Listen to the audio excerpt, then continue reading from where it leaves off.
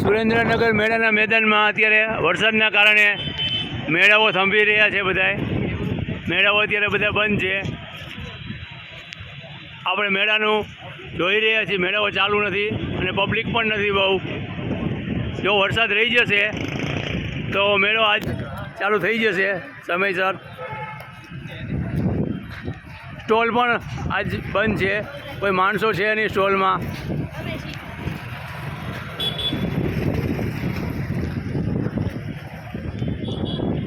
આપણે જોઈ રહ્યા છીએ મોતનો કૂવો છે.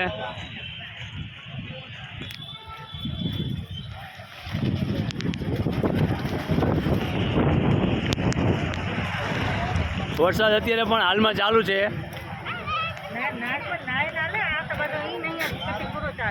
મેળાઓ બધા બંધ છે અત્યારે.